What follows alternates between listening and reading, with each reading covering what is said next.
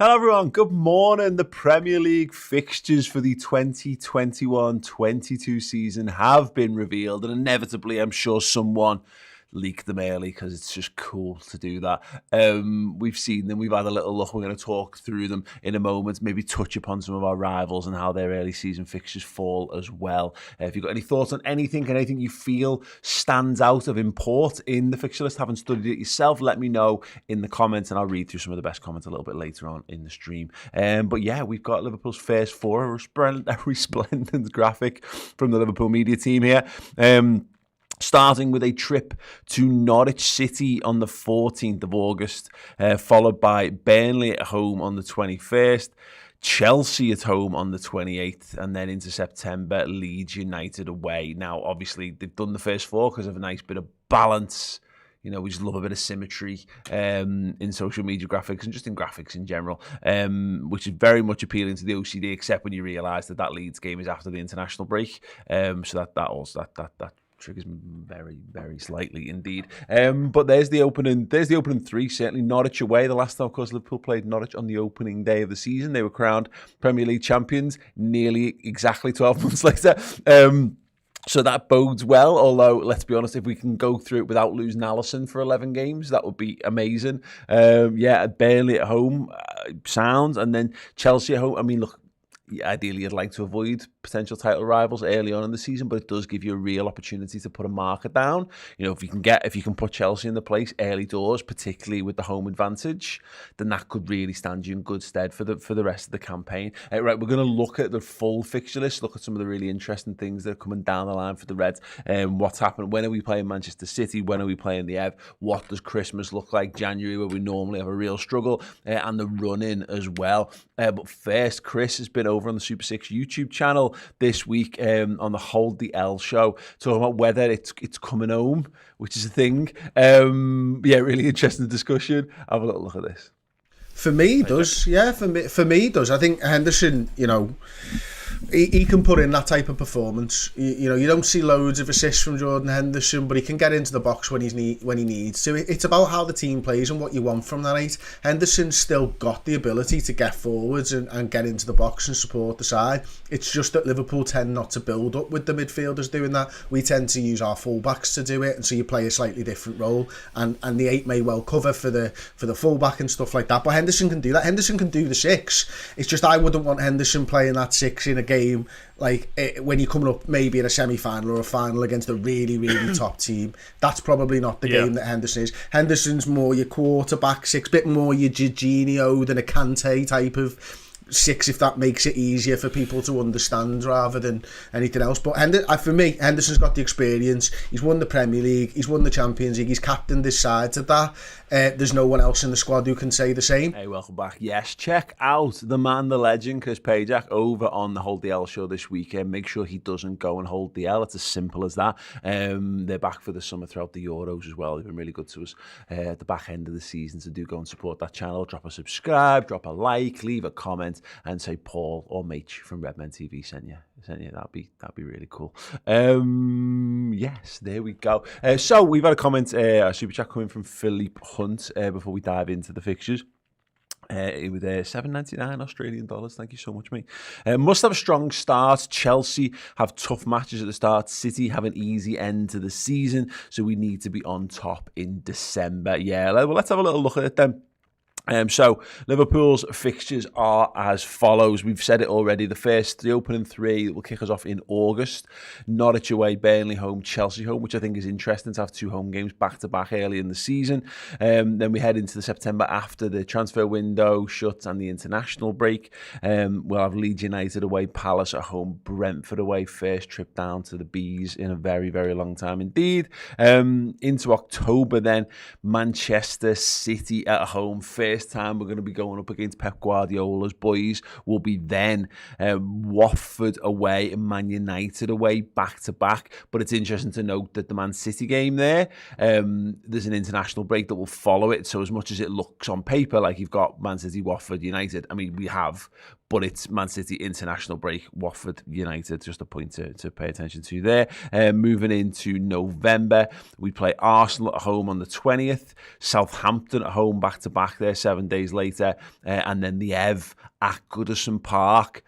Right as we head into the festival, there's a chance that could even be in December again. Who knows? All we know is, we've developed a bit of a tradition of singing Merry Christmas Everton, and that bodes very well for that again, and also because it's nice to make, we make a lot of Christmas sweatshirts around our successes over Everton at Crimbo.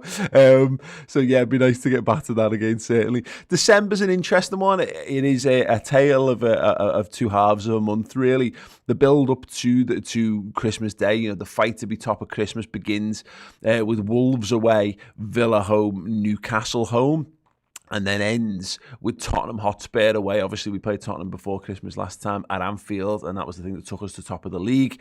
Let's not talk about what happened in the aftermath of that. But yet, what then happens, of course, and again, just to point out, all of these fixtures are subject to change, and none of these have been picked for TV. So almost every one of these fixtures will be moved. They're all by template at a 3 p.m. kickoff, I think on the nearest Saturday, apart from when they ever have midweek fixtures or whatever. But anyway, Leeds at home on Boxing Day, which I think is an absolutely stellar fixture for a Boxing Day. I love, because it's guaranteed to be televised, because that's just a big game, and it's just a really good team. Yeah, yeah, sitting having some Christmas puds and a little sherry or whatever, and after X amount of pints, and then hopefully watching Liverpool battle Leeds would be nice. Leicester away. Just after that, Chelsea away. Now this is where it's going to be make or break as we head into the January period. Of course, as it stands, AFCON takes place in January, which means we'll be losing potentially Salah and Mane, Keita, heading into January. So there's a chance we actually might get, as much as that's a really, really tough run of games in a very congested period, there is a chance that, it means you'll have all of your stars available before they jet off, at least. Then we go into February. Arsenal away is in that game. Leicester at home, Arsenal away. Into March, Man United at home on the 19th, and then we're starting to get to the business end of the season there. Watford home, City away on the 9th of April. It was pointed out to me earlier, and we'll be doing this in a bit more depth and detail. We're going to be doing a Redmen Reacts, where we're going to be looking at this in the calendar and seeing where things kind of fall. But apparently that is sandwiched between the Champions League quarter-final fixtures, whatever they may be. So obviously Liverpool have ambitions to be in there. There's a chance that you could have a massive Champions League quarter-final either side of Man City away, and it could even technically be Man City. You could play Man City 3 times in that spell. Villa away, Everton at home. And then obviously we head into the final run in Tottenham at home, Southampton away, Wolves at home. Love ending the season on a home game. Absolutely adore it. There's a little narrative there where I feel like you can get a win against Man City at the Etihad somehow. And then obviously you've got to get Villa, but you could to have revenge for Everton winning the derby, the first derby in God knows how long at Anfield last season. You could actually potentially win the title against Everton at Anfield. Let me know your thoughts on that, and I will. I'm going to pop over and have a little look at at some of our rivals' fixtures and see how they've got things falling for them. Manchester City's opening 3: Tottenham Hotspur, Norwich City at home, and Arsenal at home. So a mixed start. I guess it depends on who and what Tottenham Hotspur are to start the season, and the same goes for Arsenal, really. Norwich having off the back of winners. I have this already sneaky feeling of we end up drawing the first game of the season at Carrow Road, and everyone goes, "Oh, that's a terrible draw," and then Norwich go and beat Man City, because that's just the way footy's mad like that. And Norwich were very integral to giving City a number of giving Liverpool a real leg up against Man City the last time they were in the Premier League. And then they've got Leicester, Southampton, Chelsea. So their first 6: Tottenham away, Arsenal at home. You right? Yeah, are we down here? I'm on a show right now. Thanks, Chris. Tottenham away. Arsenal at home, Leicester away, Southampton at home. Fantastic. Do you think I'm just talking to my laptop? Brilliant.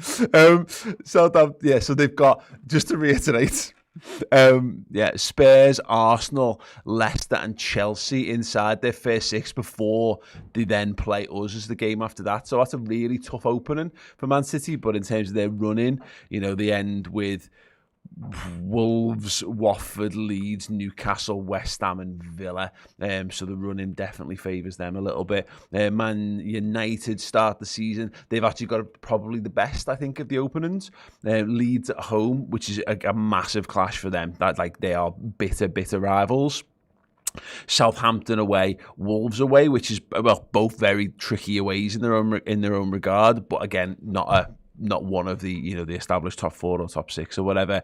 Then into September, Newcastle at home, West Ham away, Aston Villa at home. So it'll be interesting to see how United come out with that, and Chelsea as well. Chelsea start the season with Crystal Palace at home. No one knows whether they're even going to have 11 players at this point. They've then got Arsenal away, us away, Villa at home, Spurs away, City at home, and that's wow. Okay, so Chelsea have got an absolute nightmare start to the campaign. Just out of interest, how does their season end? Actually, wow. Okay, so West Ham, Everton, Wolves, United, Watford to close out. I actually didn't look at Man United's running. Let me just check that out for you guys. Okay, so Man United's running is from April: Leicester, Everton, Norwich, Arsenal, Brentford, Brighton, Chelsea, Palace. Okay, decent, reasonable. I think we can say, if nothing else, that what that is 38 games of football that Liverpool are going to play. If you've got any thoughts, feelings, or whatever on that, then do let me know in the comments. And yeah, I'll get through some of them. Prince Bandari saying 3 years in a row where Liverpool face championship winners in the opening game of the season. I hadn't even thought about that. That's cool. That's very cool indeed. Right, sounds. Kevin wants to know when the Champions League fixtures get announced. That is, I think that's toward the end. Is that the end of August? Honest answer is, I could Google it. If anyone knows the answer to that question, do let us know, and I'll just read your comments. A good point here, or a good question here from Japper saying, will Anfield be full capacity in August? Honest answer is no idea. Obviously, the date for the end of social distancing and all those kind of things has been pushed back a month to the end of July now. Now, I don't know how that hampers Liverpool's pre-season plans. Liverpool are going to play Rangers at the end of July, so that's still a possibility, but you don't know whether they're going to be ramping up to it. There was a chance that there might have been 3 or 4 games where you could have had capacity crowds and then you sorted with it all, whereas that's getting closer and closer to the kickoff of the season now. As it stands, the plan will be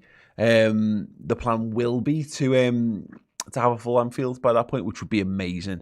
Just think about it, just getting back in big games, 2 home games in the first today, Burnley and Chelsea, and having a full capacity Anfield would make a massive difference in that regard. Ethsham saying, Paul, in my opinion, the fixtures, are quite favourable. Yeah, I think they're reasonably fine. There's not too many. If I think I'm correct, I think I'm correct in saying this. There's not a lot of really tough back-to-backs. Like, there's a couple of interesting ones, so maybe this is a bit of oversight on my part, but like Tottenham away, Leeds home, Leicester away, that's in December. Obviously, as far as 3 fixtures go, that's a pretty tricky run. There's not really, the only one, as I mentioned, was that there's that period where we play City and then we've got Watford and United, but there's an international break in there. There's not like you play City and Chelsea back to back, and you've got a Champions League game as well at that time, which we've had a few of them type of things in recent years. So no, I agree with that. I think it's not. I don't think we've got the best. I don't think we've got, because ultimately you've got to fit your bad games in somewhere, haven't you? But to start with is to get Chelsea out the way at home early doors. If you're going to play a top team, play them at home. Take the pressure off yourself. So yeah, definitely something there. Real Rels just sent a super chat in. Thank you so much, Real. Says we need number 20. We do, and that's the point about this, is that hopefully, I think the mission last season was go again, because there'll be fans back in before the end of the season, and we can celebrate 2 league titles with the fans. And now obviously when that kind of got blown out the water and it all fell apart, it wasn't going to be possible, and I think that psychologically was a bit damaging. Whereas I do think there's something there to really focus on. really focus the team on, particularly if there's fans back for the start of the season.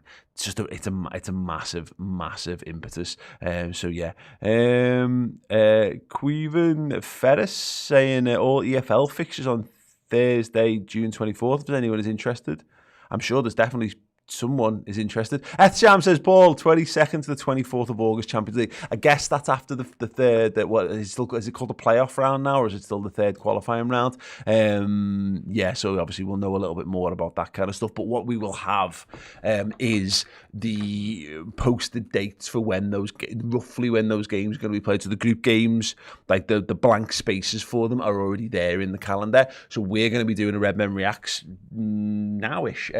As you can see already, Chris is ready.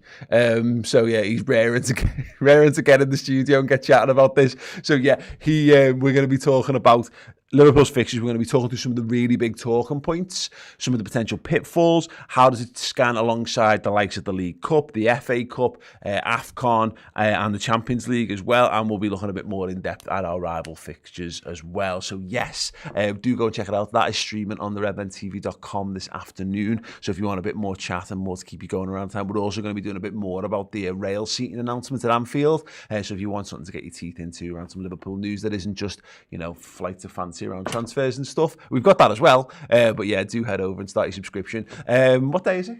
Today? Yeah. No idea. Wednesday. It's Hendo 10 episode 2 day, everyone, as well. If you go and subscribe at a club legend or club captain tier, you can get episode 2 of our Henderson 10 documentary streaming right now on the redmentv.com as well. So plenty to keep you going. Hope to see you over there. Have a great day. Ta-ra.